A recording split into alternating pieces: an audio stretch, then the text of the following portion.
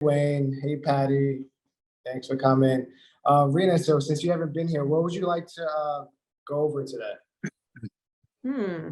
Like, we don't have any agenda. So last week we did a conversation with a buyer, and I think we did one with a seller also. So there's like no agenda. So it's basically you guys pick what you guys want to go over, and we can role play it. Okay. I have one. Okay. Hi, this is Patty. I'm in San Diego, and I was thinking to talk about how to discuss with sellers how to price their property, because I'm seeing here in San Diego that they still haven't figured it out, and I'm seeing huge price reductions, and or once they close, it's shocking what the number became, and I'm talking like $500,000 less. So just having that conversation of, and I've lost listings of, because they want to hear, that number that their neighbor got 4 months ago, 10 months, 6 months ago. So that having that conversation about price. Yeah, we could go over that. Patty, question I have: in the market that you work in, do most buyers purchase with a mortgage? Yes. Okay. So before we role play, this is New York City. I mean, I've had these price drop conversations forever, with the exception of probably Brooklyn. But this is normal. So basically what I've been doing with my sellers prior to having this conversation, I would send them comps of the past 30 days. I wouldn't look at the past 6 to 9 months. If they want to look at that, then I'll have like, okay, like this was what the interest rate was at 9 months ago, and this what the monthly payment was. Then I'll show them the monthly payment and interest rate of today. Okay. So I would send that prior to jumping on the call with them. That way they have that data in front of them. So assuming that, like we role play, assuming they have that data in front of them, then like now we can start the conversation. So do you want to be the seller, or do you want to be the agent? I'll be the seller. Okay, sure. ring. Hello. Hi, Patty. Hey, Patty. Happy Thursday. This is Justin Martinez with Compass. How you doing today? Good. How are you? I'm doing well. So I just wanted to check in with you. I sent you yesterday some recent comps showing what similar properties are trading for in the neighborhood. Did you have a chance to review? I did. I'm very surprised. But my house is so different. I mean, it's so dialed in. I mean, it's really not a great comparable because I just put in a lot of money for my upgrades. Gotcha. And what would you say your home is worth based on the comps that I sent you? Based on the comps, I think mine is worth at least 200,000 more. I mean, okay. I put in, 100,000. So I really think that one down the street, they gave it away. And I'm not ready to give it away. Okay. What's your plan B if you don't get your number? Well, I don't need to sell. It's my favorite line. I don't need to sell. So, it would be nice to sell. I think it's time, but if I don't, we'll just stay here. So it sounds like so even if you had a contract in front of you for the numbers I sent over, you're saying that you wouldn't consider that price. Is that correct? Yes. Okay. Based on that, so what's your motivation to sell? Downsizing. I'm an empty nester. Kids are off to college. But as you know, this is a great neighborhood. Everybody wants to be here. Things sell quickly. It just would be nice to downsize. I have my eye on a house in another area, because I want to be in a single level. But again, I live in a beautiful home, as you know, so I don't need to sell. I just feel like now is the time to get that last that best number. Because if I wait, I know it's just gonna keep going down. Yeah. So my question to you, if we listed at your number, say, right, and then 2 weeks or 30 days go by and we don't get any offers, or would you consider it on price dropping according to like what the comps are stating? I think we'll cross that bridge. I think 2 weeks is not very much time. Okay. So how about 30 days? Yeah. Yeah, sure. So just to be transparent, the comps I sent you is based on today's interest rates. We pricing the property based on 6 months to a year ago, like we normally could do when the interest rates were a lot more stable and didn't go up in these historic fashions. That would be a normal market, but today we're working on external factors that are out of our control. And the buyers today, like every time an interest rate goes up 1%, the buyer loses 10% of their affordability. So that's how we got to this number. So if you're open to a price reduction, if we don't get any offers within 30 days, I would be open to taking on the listing. How does that sound?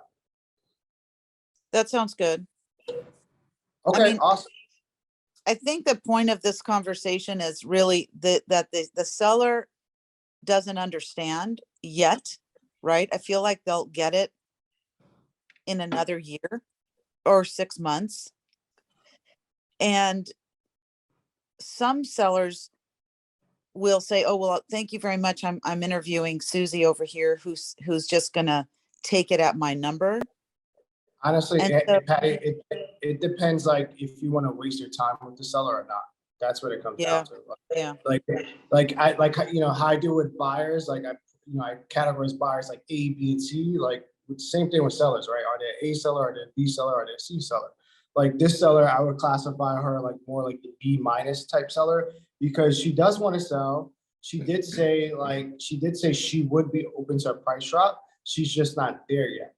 So, and her motivation to move is not that she needs to move, like she wants to move because she wants to downsize, but she doesn't need to move. It's not like someone, like a family that's having a kid or something, they have to get more space, right? Like it's more of a want than a need. So, but it seems like she would be open to a price drop. So at that point, it's, it all depends, like, does it make business sense for you to take on the listing or not? I guess what I'm trying to say is that the reason for this call, for this, whatever you call it, role playing, is that I think the sellers are almost asking us, what do you think? While at the same time, they have this feeling that they're back 6 months ago. So we're at a tipping point. And even though they see the comps, it's almost like they don't want to get it. So I feel almost like the bad guy. So what I did a couple weeks ago, and I got the listing and I sold it for the highest price in the neighborhood, is I said, we can list it over here 100%. You're the boss, right? But we will be think about how long that house over there at 3.7 million has been sitting on the market for 75 days, which is pretty unheard of in your neighborhood. Would you like to ride the market down, or would you rather price it right and get it sold and move on? Not giving up a ton of money, but pricing it right to get people in to even be interested. So she did accept 3.5 million and we sold it for 3.585. So that was kind of cool to give that example. Yeah, no, that's another strategy. I mean, it worked for you. I would continue with that strategy, but I will also show them like the reason why we're looking at recent comps is not because, of we're just looking at it. It's because we're looking also at the interest rates and what the monthly payment is. That way, yeah, they have an understanding because that's what the buyers are looking at. Right, and I like the 30 days because I was sending 90 days. Yeah. So I like 30 days. That's a lot better. Yeah, so the reason why I don't do 90 days is because if that was like for New York market, 90 days means that it was actually really 6 or 7 months ago. Yeah, So that's you true. just take into the average days on market approach when you explain it, right? Like if it's, what's the average days on market in your area? Well, now it's a lot longer, but it used to be 24 hours and now it's pushing 60, which is very weird for all of us. Yeah, so like when you look at the 30 days, like the 30-day comp, that means, and if it's the average days on market 60 days, that means it's really 90 days. And those buyers were looking at what the interest rate was 90 days ago. Yeah. Okay. That's a really good analysis. I never looked at it that way. Okay. Yeah. Okay. Hey, Rain, I know you had your hand up. Yeah, I have two questions. One is, can you repeat that if the rate go with each rate hike of 1%, affordability goes down, how much did you say? 10%. 10%. Yeah. And then the other thing I feel like it's really empowering to say this with a seller who seems unreasonable and is to say, so you're evaluating me as an agent, and I'm also evaluating whether this is a good business decision for me, because I'm going to be putting out a lot of effort and spending a lot of money on marketing, especially in the first couple of weeks. And so I don't know, kind of addressing the comment that the seller made where she said, I don't really need to sell. And so I would want to just kind of push back on that and say, that maybe we need something more. I'm not delivering this in the right way, but we need something more firm in terms of a price adjustment. If we don't see something, we don't see an offer in the first couple of weeks. And what would the number be, just between you and me, that would be a good price for you to sell? Because otherwise, like you said, you're putting time and money into a listing where the seller really is showing there's no motivation. Yeah. So like, I know you're probably not going to like to hear this, but it is important for me. I am running a business, and it's important for me to make sure that I choose my business carefully. I don't know, something like that. So one of the things that like I say with when I'm having these price drop conversations, I tell every seller, and I just throw it out there. I say, one, I hate having these conversations. This is not a conversation I like having. This is your money. This is not my money. Based on the comps, however, this is what's going on. Based on the interest rates, this is what's going on. But I always throw it out there. Like, I understand, like, this is not my money. and I don't like to have these conversations because sometimes they feel like brokers just want to push them to the price drop. And I like to just get that out the way first. That way we can take that out of the conversation and like have a real direct conversation. Mm-hmm. Hey, Wayne. Hey, so I have a question. I've heard other agents have done this. I've never done this because sometimes I feel it would be a little bit too aggressive. But would you have it written in the contract, the price drop at 30 days to reduce it in 30 days? Would you? You could do that. I don't see why that's not being too aggressive. I've never done it personally, but like I've been lucky enough to have, like, if we agree on something and it's in writing, then yeah, like, like, hey, this is what you said, when we spoke on September 7th or something, or October 7th, like we agreed that we're going to do a price drop. But I've never put in a contract personally, but if the seller's open to that, I don't see why not to put in a contract. I have done that. And I have not framed it around, well, you're not going to agree to this, and I don't trust you to do this, but I framed it at, we're talking about pricing now, assuming the market stays the way that it is. Let's take care of some of these administrative things, because if you're going to change your price, I have to send you the listing agreement or the change of status form, and then you have to sign it. So I said, why don't we say, you know, what, if you're comfortable changing it in 3 weeks and you're comfortable to dropping it to this price, let's put that in the listing agreement. And then we know what our plan looks like, kind of more like a housekeeping thing, doing it up front. Yeah, And I haven't done that in a while, but I have done it and it does work nice. And then all I have to do is email them and say, so, you know, based on the listing agreement, we're at week 3. I'll be planning to change the price to X and it'll go out, you know, I'm going to change it this morning and it's going to show up immediately in the MLS and we'll be at the new price. And it has worked nicely, but it's not a, I'm doing it, I want it written because I don't trust you. It's more of, let's just get our plan in place. yeah. That's No, I a think- great idea. Thank you, Rena. I will do that. Yeah. It's all about how you frame it. Yeah. All right. I did have another question, Justin. Sure. So another way to approach this, could it be that you're saying, you know, you're interested in this home, and would you purchase this home based on comps that are like 6 months ago, or would you buy it based on 2 months ago? Is You that like flip the script? is that directed to a buyer or is that directed to a seller? This is for the seller who's interested in buying the other house. Oh, okay.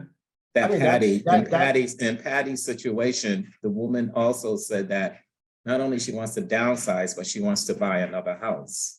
Yeah, I mean, that's a good approach also. Okay. Just put them in the frame, put them in the framework of the buyer. I think just getting them in the mindset of what the buyer is looking at, that's the best approach. Okay. I also think that it's important to read the room, right? You know, to really, you can tell in like the first 10 minutes, I think, who you're talking to. And I think that's really important. And everybody wants to be heard. And so you kind of let them I've been almost letting them realize that they're sounding kind of silly because we're very realistic as agents because we do this every day.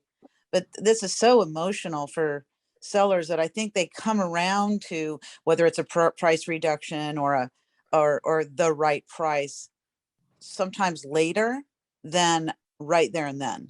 Yeah. And or some people, and I have to let it go, they're just like, absolutely not. I'm gonna go with Susie over here that's misleading me because I just want to. And that's where we as agents have to let go and say, okay, I lost that one, but then again, let's go on the MLS today, and that house is still on the market, and it just happened. I mean, that house has been there for 70 days, and I'm like, wait, glad I didn't get that one. So I think reading the room is very important, and really listening, which is something that I've really started to do more because I'm seeing that we're all kind of, especially now, it's a strange time. So people are making decisions that it's just hard. Yeah, for the questions I like to like really hone in on is just like, what's their plan B? Like, what's their motivation to sell, and what's their plan B if they don't sell? Because if they're like, oh, then I'll just take it off the market, then you know you probably shouldn't like, you know, spend so much time and money on it. But Yeah. if they're like, I need to do this. Like, I have a friend that I'm selling now. She just bought another place and she like needs to do it because she can't carry 2 mortgages. Then it's like, okay, you know, they have to sell regardless. Yeah. So, Yeah. all right. Does anyone else want to role play? Well, I have another question. So I guess I've been through this cycle before, and what I've said in the past is that we need to price ahead of the market, not at the market. You know, when prices are going down the way that they have been.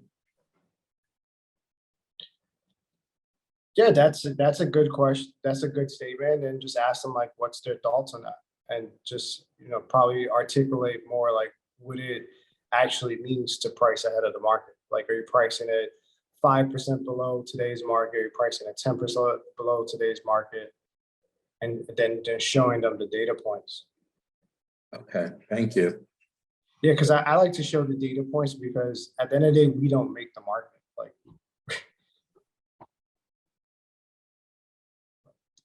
I have an Right. idea. Numbers don't lie, exactly. I have a thought. I know there's been conversations on different coaching calls around answering the question, how's the market? yeah, And I never feel like I have a good response for that. I feel like I get to really generic, oh, you know, rates are up, inventory's low. I don't really have a good, like, and maybe it changes all the time depending on what the market is, but I wouldn't mind hearing ideas around how you answer that question. so Because that we're all going to be around people in the holidays, and I know that's going to be a question, right? So what are some good ideas around that? with me, like with New York City, it's so segmented into micro markets. It's a little bit it's like if someone asks me that, it's like one that's a loaded question. I was like, I could give you general stats, but it's really based on like what neighborhood you're in, what price point you're in, what asset category you're in. Because some neighborhoods do really well for one bedrooms, and some neighborhoods don't do really well for one bedroom. Some neighborhoods do really well for townhouses. Some like so with New York City, it's all over the place. It's like really it's micro markets, right? So I let them know what's going on based on like what market I give them the general numbers. And if they ask me like more of a like neighborhood specific question, I'll give them the neighborhood stats of what's going on and what I'm seeing based on the demographic. And then I'll ask them like, what are your thoughts on the market? What are you seeing? Because they obviously, you know, they have, if they own real estate, they're reading up what's going on, and then try to then ask them, would it be helpful if you sent them like an active comp report, which is a collection. Mm-hmm. Okay. Yeah, I like that idea that it's really, each market is so different. And if they're a buyer, if they are a potential buyer, if they're a potential seller, if they're a potential renter, if they're a potential landlord, Yeah. the conversation or what they're curious about would be different. Yeah, exactly. Yeah. That's helpful. I'm trying to get myself talking more like a business owner than the social worker that I am. You know, I kind of have to, or the teacher, like that's my background is teaching social work, some technology work. Yeah. But, you know, so when you say asset category and I hear people saying this traded at this and this traded at that, I mean, to me, that's really very sexy. I'm like, okay, I should start speaking like that. So I love that you like brought that up, that asset category. I think that's great. Because for New York City, we have condos, we have co-ops, we have condo ops, we have townhouses, we have more. So it's like, what asset category is it? We have like 6 different asset categories. That's great. I love it. So when I'm giving data points, I'm like, I have to give really, really specific based on what they're asking about. Mm-hmm. Just what do you think about stating there's a lot of opportunities out there? Because, you know, I'm all about not following the herd, and anything we say today could change next week, right? So we were talking about that. Rob Lehman's here in San Diego, and we were talking about what Compass is doing and what is the pitch. And I always say, let's not follow the herd. There are opportunities. So like my buyer just responded to me in a collection this morning. Wow, that closed significantly lower than I ever thought. And I said, yes, there's a lot of opportunities to negotiate right now. No, I love that statement, Patty. So sometimes like how I make, you know, like how I make the introduction to that, like that analogy is that, you know, if we're sitting February 2020 at a bar, right, and someone said the world was gonna like shut down the next month, you say, one, that's crazy. Then two, I say, what I think we can learn about that is you can't time the market. You can't know, you don't know exactly what's going to happen month for month, year to year. And if you did, you probably would be a trillionaire. However, the people that bought, I know in New York, like, so we were shut down to June. So the people that bought between April and June 2020, they did so great. Like they got 10 to 30% off. They got the 2% interest rates. They did amazing. While everyone was sitting at home, they didn't want to even look at real or buy real estate. So Right. that's what I typically say. So so I make that statement when everyone's not looking or when everyone's not buying, this is the opportunity because one, the competition isn't there. And two, that usually if there's less competition, that means you could get a better price based on common, just basic economics, supply and demand. Right. And I think that's true now, between now and the end of the year, where we probably won't see a big influx of inventory. Yeah. If you can find something that is an 85% perfect property for what you're looking for, it's a good opportunity. Because you may have dozens more buyers looking at that same property in late February, early March. Yeah. It's just framing the conversation because we don't want to come across like snake oil salesmen because this is a big asset. It's just like framing it and then like, showing them like, hey, like Patty said, or like you said, like, the collection shows like this property went off, sold for like 15% off the ask. Well, that might be a good deal. Yeah. Yeah, super helpful. Fun call. Awesome. No, I love this stuff. I love to hear what's going on elsewhere. I think the bottom line is like turning around the fear. The media is giving you so much fear and you're turning it around, not like a used car salesman, but just let's look at it in a different way. Yeah. Yeah, and it really comes down to timing. Like one of my friends who's buying now, it's like, if the timing makes sense for you, then you can find an opportunity. Yeah.